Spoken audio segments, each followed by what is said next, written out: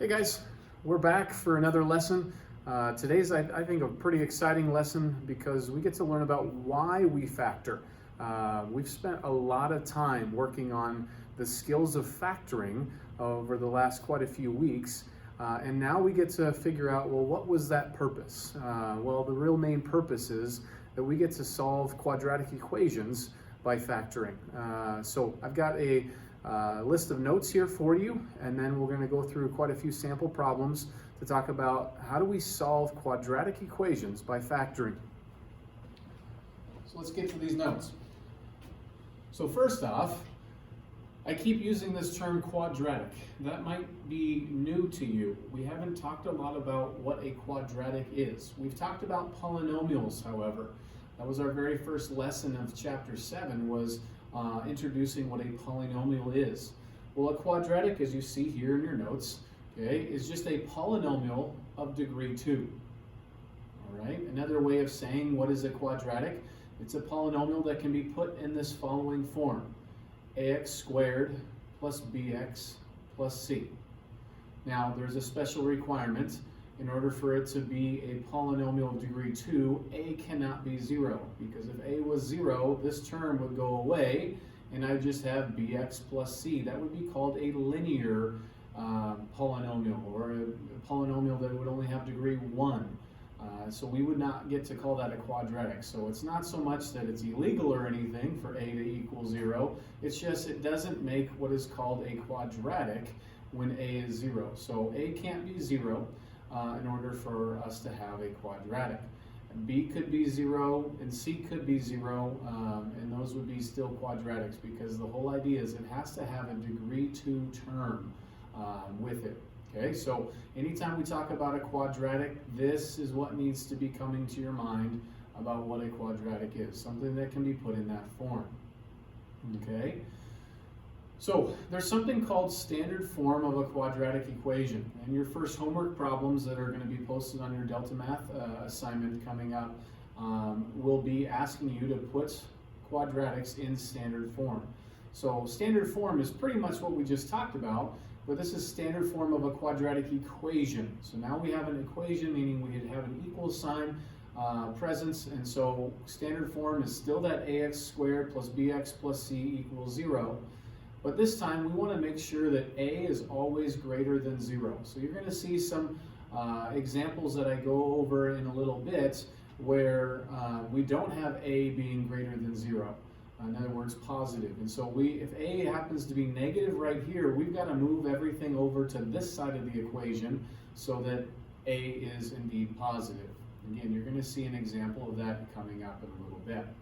Okay, so next, let's talk about what are our steps for solving quadratics by factoring. So this is the first way that I'm going to teach you to solve these things called quadratics, and that's by the method of factoring. So first, we have to put our equation in what's called standard form. So we just talked about that right here. Your very first step is to rewrite it in standard form. Again, I can't stress this enough, making sure that your a is positive or greater than 0. Second, we're going to factor the non-zero side of the equation. Keep in mind your factoring robot of how we do that.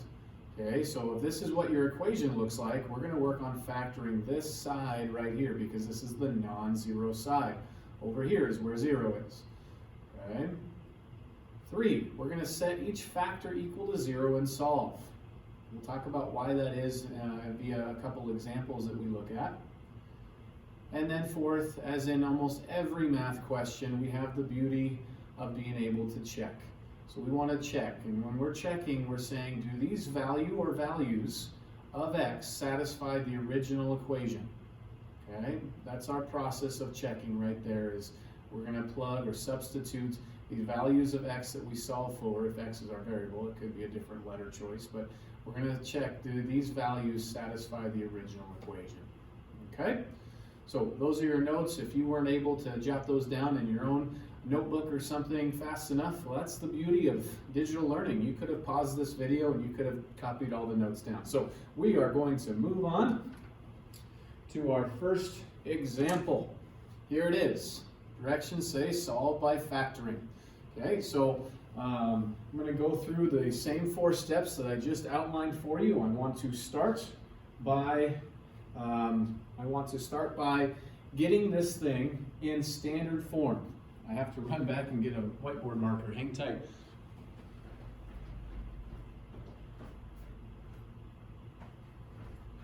Okay, so right now, this is not in standard form.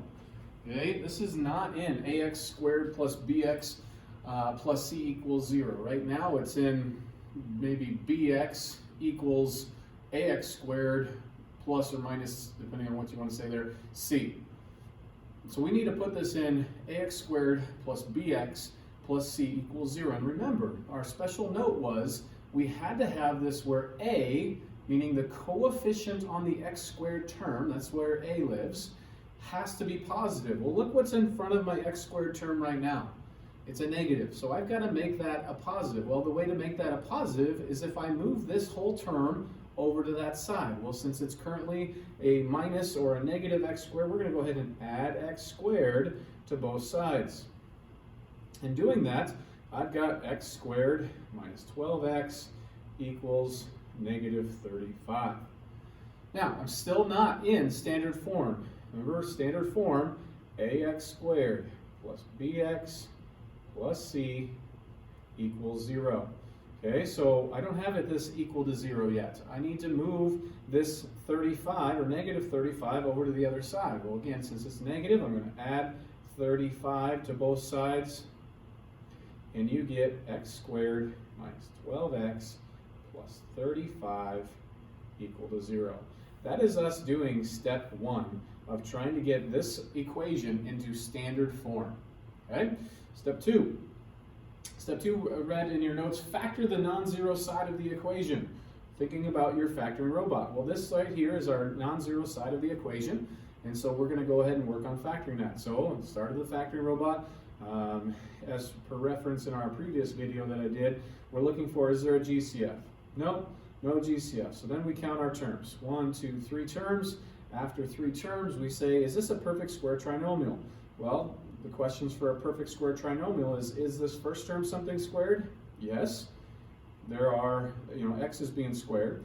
Is the last term something squared? No. 35 is not a perfect square. So this is not a perfect square trinomial. Then I ask, is my leading coefficient 1 or not? Well, yes. The number in front of this x squared is 1. So this is going to factor that left side by that t-table method. So we're looking for what multiplies to make c, c being in this case 35, and adds to make b, which is negative 12. Okay, so we're looking for factors of 35 that add to make a negative. Well, if I'm looking for the factors of a positive that add to make a negative, I know that both of my numbers have to be negative. So we're looking for what 2 negative numbers multiply to make 35 and add to make negative 12. And I think through a little bit of trial and error, you'd find negative 7 times negative 5, negative 7 plus negative 5. Hey, both of those work. We found our numbers. Thus, I'm ready to factor this as, we're dealing with x's here, x minus 7, x minus 5. So there's me factoring the non-zero side. Make sure that you bring down your equation, so equals 0 is still there. Again, I just took this left side, the non-zero side, and factored it. That skill is what we've worked hard at doing over the last couple weeks, is factoring. Okay, so now the key step in this process. The key step in this process is to set each factor equal to 0. And earlier I said we need to understand why we do this. Well, I would ask you one simple question. I want you to think of 2 numbers. They both cannot be 0. Neither one of them can be 0. And I want you to multiply those 2 numbers. Did any of you get 0? No, obviously, no, you don't get 0, because what's the only way by multiplication that you get 0? If one of the values that you choose to multiply by is 0 itself. So look down here. What's the glue, the math glue that holds x minus 7 and x minus 5 together? It's multiplication, right? It's the only operation that we don't have to write. There's multiplication between these 2 binomials. So if something times something is going to equal 0, then I know, this is the key step, that x minus 7 equals 0, and or x minus 5 equals 0. So this is why I said in your notes in step 3 is that we need to set each of the factors equal to 0. Well, this is called a factor and that's called a factor, and so that's exactly what I did on this step. X minus 7 equals 0 and or x minus 5 equals 0. The reason I say and or, if I want to go into this here, is just that both of them could be 0 because we do know the math fact that 0 times 0 equals 0, or only one of them would have to equal 0 and we would end up having a product of 0. Okay, so then step 4, the rest of step 3, after setting each of the factors equal to 0, I need to solve them. So now we're back to like week 1 of Algebra 1. How do I solve that little itty-bitty equation? And hopefully everybody's saying this is nice. Plus 7, so you get x equals 7. Over on this equation, plus 5, and you're getting x equals 5. Okay, so those are our two solutions, x equals 7 and or x equals 5. Again, as I mentioned, we can certainly check. Okay, and so I don't know if I'll go ahead and do the checking process on every single one of these, but I'll at least do it on this first one with you. So our original equation is right there on the top left corner of the screen, and I'm going to go ahead and substitute each of these values in there. So that would be negative 12 times 7. Does it equal, that's a little question mark, negative of 7 squared, I put the parentheses because order of operations we would square before applying the negative, minus 35. So 7 times negative 12, that's 70 and 14 more, so that's negative 84. Does that equal 7 squared is 49, made negative is negative 49 minus 35. Does negative 84 equal negative 49, take away 35 more? Yes, indeed it does, so that one checks. Okay, so that is a solution. Then, let's check my other one, x equals 5. I'm going to do the same thing. You've got negative 12, I got to times by 5. Does it equal negative of 5 squared minus 35? Well, negative 12 times 5 is negative 60. Does it equal 5 squared 25, but made negative? Negative 25, take away 35. So, does negative 60 equal negative 25 minus 35? Yes, indeed it does, and that's why those two are our solutions. Okay, x equals 7, x equals 5. Coming up on your Delta Math homework assignment that's going to pair with this video, you're going to have the option of being able to put in both of these answers, but you need to realize that there's a little plus sign next to the keyboard. That's how you enter in multiple answers if there are more than one solution. Okay, just wanted to throw that little bit in there as well. Okay, so that's in a nutshell with one example how we solve by factoring. All right, so let's take a look at a few more and then I'll let you loose to start your next homework assignment. Here's another one. I tried to pick some different looking quadratics to practice with. So this one's a little unique. I would ask, how is it different? Hopefully you would answer that question by saying there's no b value, there's no middle term. But this is still a quadratic because I have my, in this case, v squared term. My highest degree term is a degree 2 term, so this is a degree 2 polynomial, so this is also a quadratic. And what we're working on is solving these by factoring. So, very first step is to write this equation in standard form. And we gotta like that. Step 1 is done for us. Okay, step 1, check. Step 2, factor the non-zero side. So here's my non-zero side and I need to factor that. So again, we're going through our factoring robots. We're saying, is there a GCF of those two terms? Nope. Is there, okay, count, I just said it actually, count our terms. There's 2 terms. Ooh, the only way I've taught you to factor when there's 2 terms is to check, is this a difference of squares? So there was a couple questions with that. Are there 2 terms with the subtraction in between? Yes. Is the first term something squared? Yes. What? V is being squared. Is the last term something squared? Yes. What? 4 is being squared. So this factors, remember a difference of squares, factors, since all the answers to those questions were yes, and this factors is 2 separate binomials. The first binomial, the first thing squared plus the second thing squared, and the first thing squared minus the second thing squared. So that's how we factor that left side. Set it equal to 0 because we're bringing down our equation. And step 3 says set each factor equal to 0. Again, v plus 4 can equal 0, and or v minus 4 equals 0. Okay, and go ahead and solve these simple equations. Subtract 4 on both sides on that one, add 4 on both sides on that one, and we get v equals -4, and or v equals 4. And just to save a little time, I'm not going to do the checking process, but we certainly could, and we would find that both of these are indeed our solutions to that original equation. Okay, so that's a good example that's slightly different. Let's take a look at another one. This one's not that different from the first one, but just another example problem. Again, I've said this before in our videos, but these are awesome opportunities for you right now to pause the video and try this on your own and then compare. That's your way of checking for your own understanding to see, are you getting this? Okay, if you just watch me do it, it's probably going to make sense, but we've got to make sure that you know how to do these problems. So, first step in this process of solve by factoring is write our equation in standard form.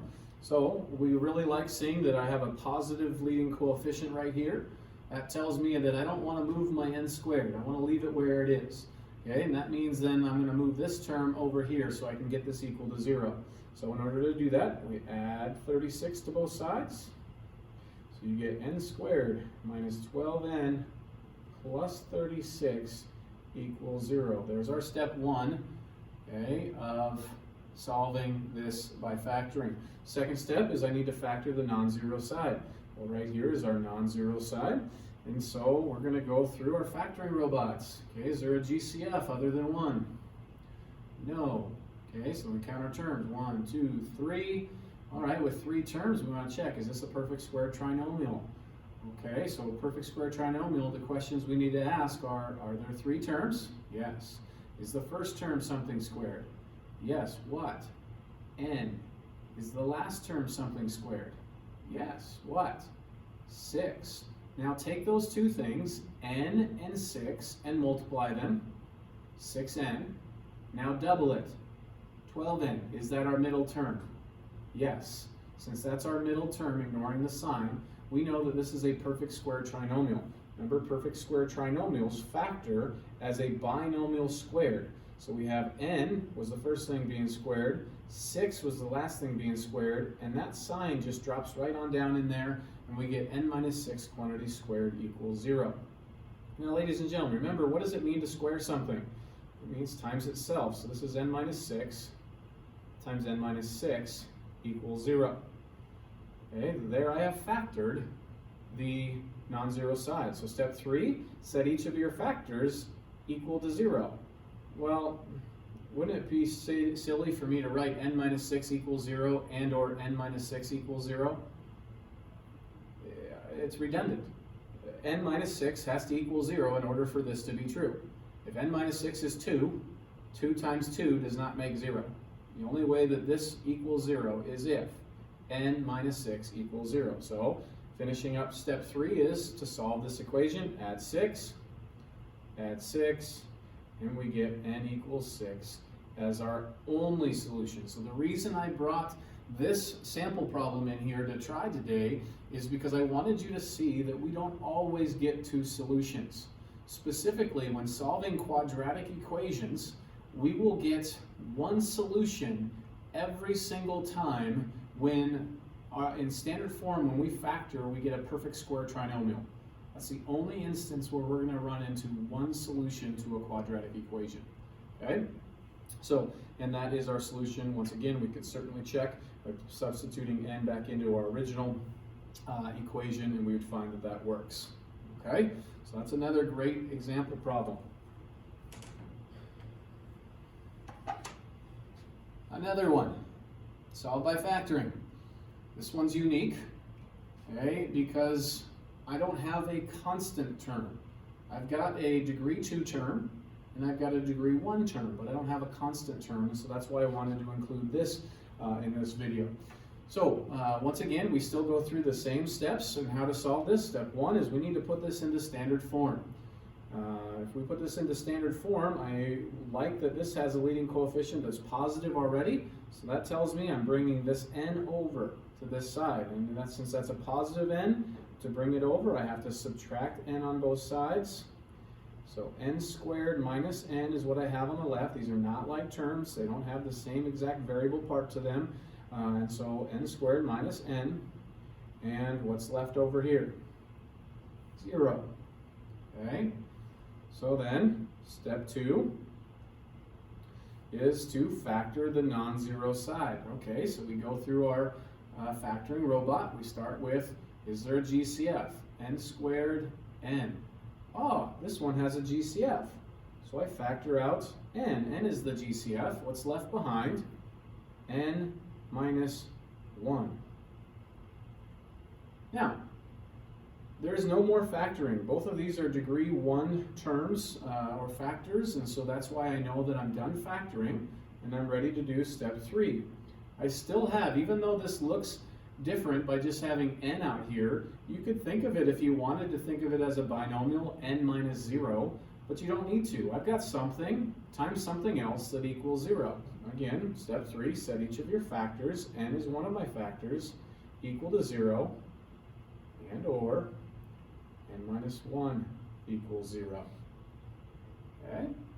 How do I finish solving? Well, that has nothing to do to solve for n. It's already solved for n. This one I've got to add 1 on both sides, and we get n equals 1, and or n equals 0. Now, quick little comment. I have this happen all the time. I want you to see this is the right way to do this problem.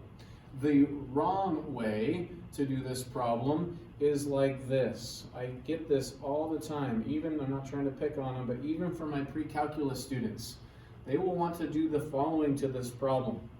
They'll want to divide both sides by n. Now you'd say, well, Mr. Green, I thought that that's legal. You can, whatever you do to one side, do to the other. Well, not quite in this case, because we're dividing by a variable, and I'll talk about that at the end. If I was to do that, according to your properties of exponents, you know that n squared divided n just makes n, and anything divided itself makes 1.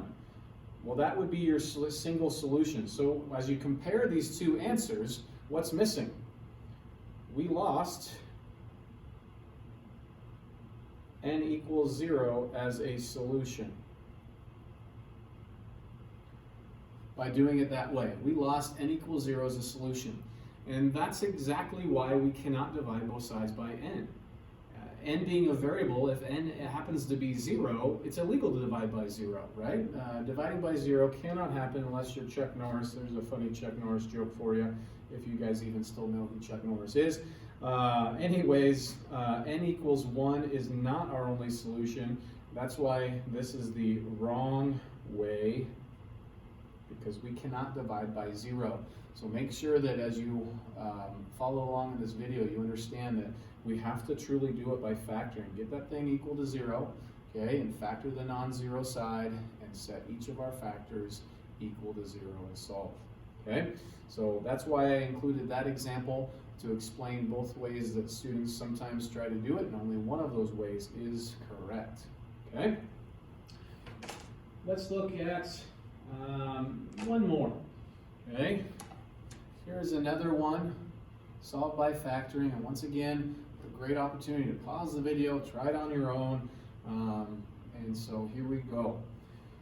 So again, step 1, I've got to go ahead and put this into standard form. Standard form, ax squared plus bx plus c equals 0. In this case, we've got k's instead of x's, and that's okay. I look right here is where I first look on my leading coefficient term, or term that has a leading coefficient with it, 3, and I see that that's positive, and that's exciting. So that means I don't need to move that term. It tells me which side I got to collect my variables on. And here I need to collect all my variables, and not just variables, but all my terms on the left side. So I'm going to go ahead and subtract 28k on both sides. I don't have any like terms over there to combine with, so I have 3k squared minus 28k plus 49 equals 0. Second step, I need to factor the non-zero side. Here clearly is my non-zero side. And to do that, I'm going through again my factoring robot. Is there a GCF? Well, the only factors of 3 are 3 and 1. That's not divisible by 3, so I'm moving on. Count our terms. 1, 2, 3 terms. Okay, with 3 terms, the very first thing I want to check, is this a perfect square trinomial? Okay, one of the first questions in is this a perfect square trinomial is the first term something squared? No, 3 is not a perfect square, so this is not something squared. So I move on. Is my leading coefficient 1 or not? My leading coefficient is not 1. And when my leading coefficient is not 1, I go ahead and do that AC box method. So the AC box method starts by saying what multiplies to make AC. AC, this is in the spot of A and that's in the spot of C. I've got to multiply those two numbers together. 3 times 49.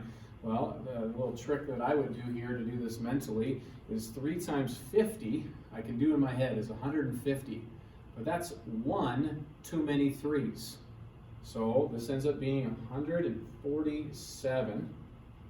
And then I need to find what adds to make B, which is negative 28. Okay?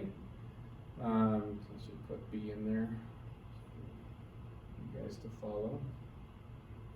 Okay, so what multiplies to make 147 and adds to make negative 28. Well, we do know that both of these numbers have to be negative for them to multiply to make a positive and add to make a negative.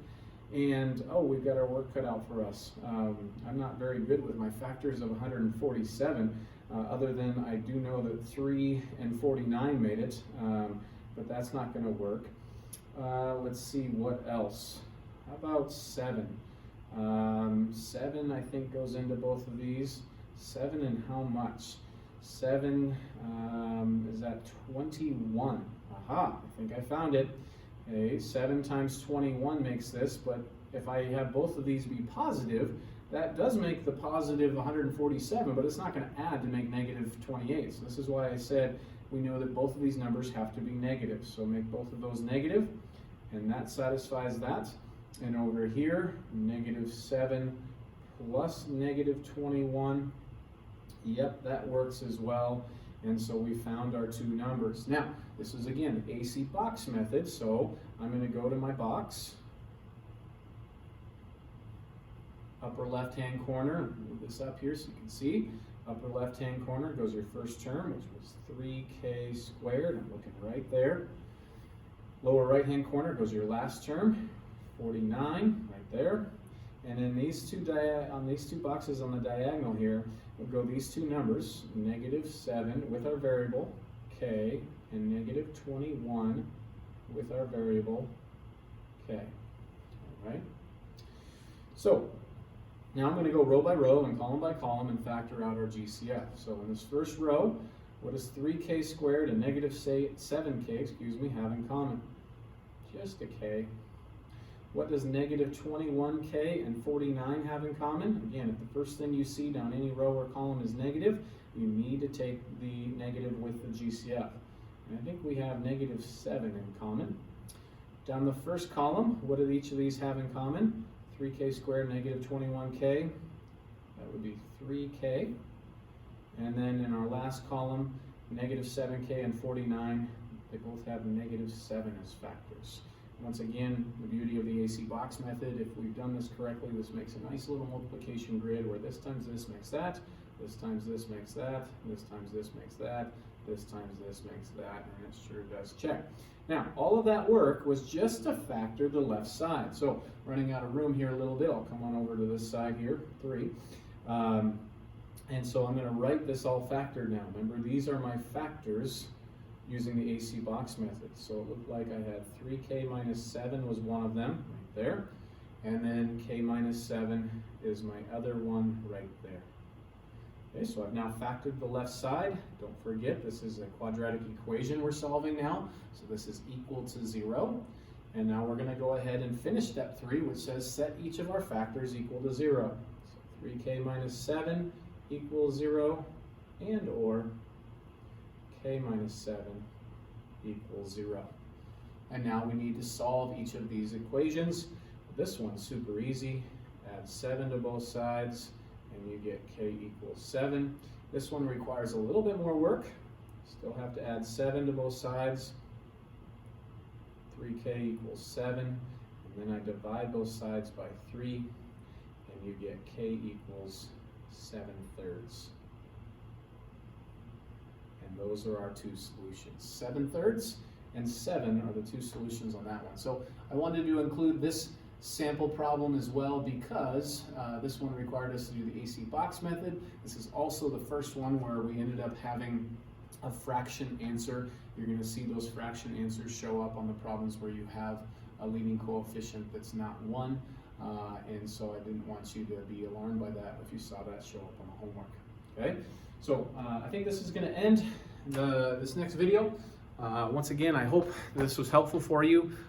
Stay tuned as you'll have a Delta Math assignment titled Solving Quadratics by Factoring for you to practice these skills that you saw in this video. So again, I hope everybody's doing well, that you're safe, you're healthy, and this is helping.